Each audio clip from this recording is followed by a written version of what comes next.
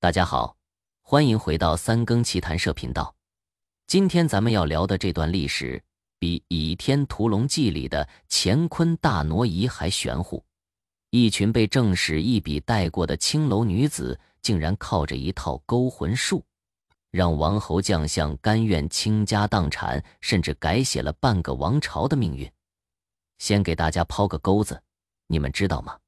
明朝有位将军，原本手握重兵镇守边关，就因为青楼里一个女子的眼神，居然把军情密信当定情信物送了出去，最后落得满门抄斩的下场。而记载这件事的野史里只留下一句：秋波一转，铁甲皆柔。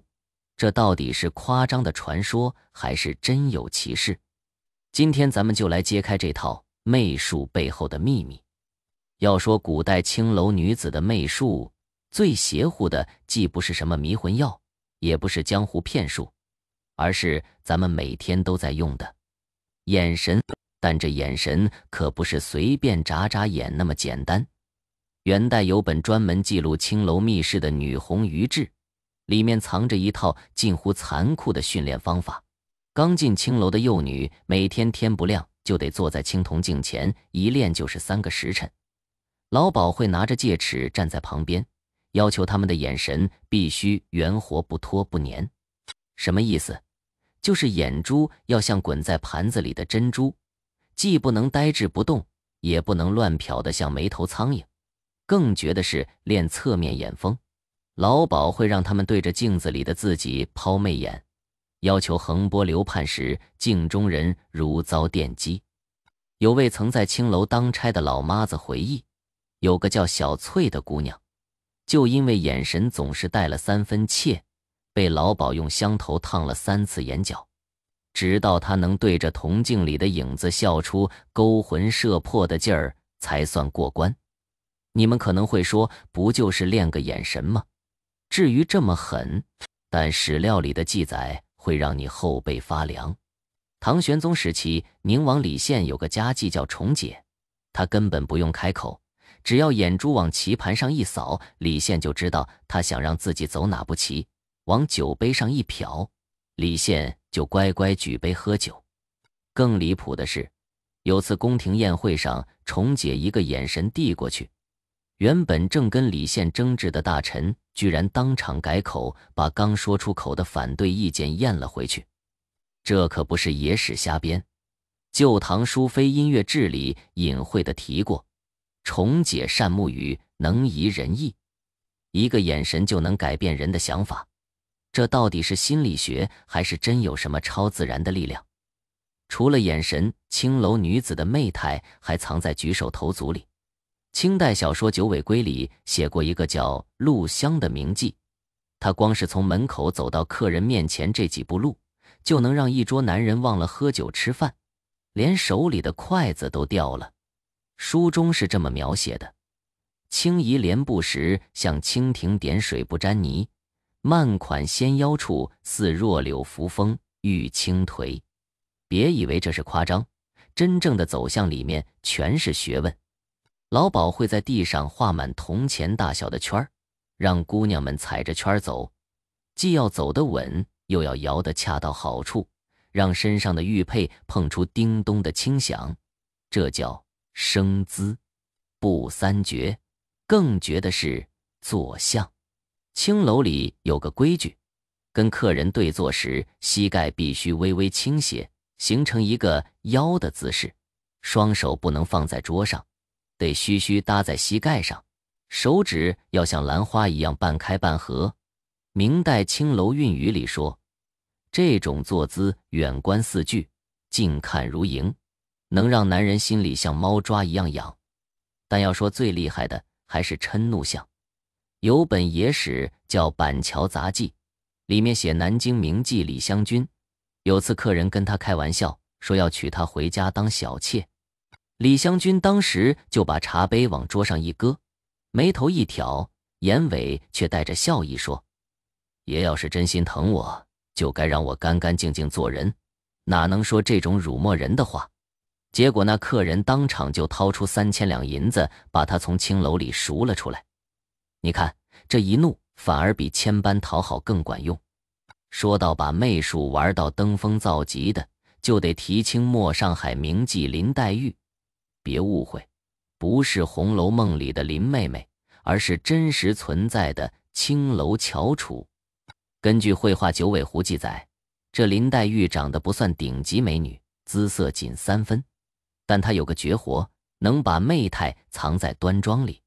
当时有个富商叫杨四，出了名的精明，在商场上坑过不少人。林黛玉第一次见他，既不抛媚眼，也不陪笑脸，就穿着一身素色旗袍，安安静静地坐在窗边看书。杨四跟他说话，他也只是微微抬头，眼神清澈的像井水，说：爷要是想听曲儿，我就唱一段；要是想说话，我就陪您说说话。别的事儿恕我不会。这一下就把杨四给镇住了。要知道，其他妓女见了他，不是往他怀里钻，就是伸手要珠宝，唯独林黛玉这样洁身自好。接下来3个月，林黛玉每天陪着杨四写字、下棋。杨四送的金银珠宝她全收着，但绝口不提嫁娶2字，反而总说：我配不上爷，只盼能一辈子伺候您就够了。直到有一天，杨四跟人打赌输了100万两银子，急得团团转。林黛玉这才红着眼睛说：爷要是信得过我，就把家里的田契房契放我这儿，我帮您去跟债主求情。杨四感动得不行，当场就把所有家产都交了出去。结果呢，第2天林黛玉就卷着所有财物消失了，只留下一张纸条：爷的真心，我收了，爷的钱财就当是买真心的价钱。你看，这才是最高明的媚术，不是让你疯狂，而是让你心甘情愿地跳进陷阱。就像李渔在《闲情偶记》里说的：媚态是无形之物，能让聪明人自愿做傻子。4. 正史不敢写的真相。媚术背后的生存博弈说到这儿，可能有人会觉得这些青楼女子不就是靠骗术谋生吗？但如果咱们翻开《明记北略》，会发现一个更残酷的真相：大部分女子练媚术其实是为了活命。明代有个叫沈三白的文人，在《浮生六记》里写过他亲眼所见的场景。有个叫阿双的妓女，因为给客人倒茶时眼神直了3分，就被老鸨用针扎了眼睛，后来瞎了一只眼，没多久就被卖到更偏远的窑子里去了。在那个年代，青楼女子要是没点勾人的本事，要么被活活打死，要么就像货物一样被转来转去。而那些能把媚术练到极致的名妓，往往都是在用生命做赌注。就像李香君，看似一个眼神能让男人掏钱，可桃花扇的背后是她为了拒绝权贵，一头撞在柱子上，血溅桃花扇的惨烈。他们的媚态不过是在男权社会里用柔弱做武器的生存智慧。最后，咱们用现代心理学来拆解一下这套勾魂术。其实从心理学角度看，所谓的秋波一转勾魂魄，不过是利用了凝视效应。当一个人专注地看着你时，大脑会自动产生被关注的愉悦感，而眼角的微颤、嘴角的轻扬，其实是在释放可接近的信号，让对方放下警惕。至于那些让男人体骨俱酥的媚眼，科学家发现，当人的瞳孔放大时，比如看到喜欢的人，会让对方产生被喜爱的错觉。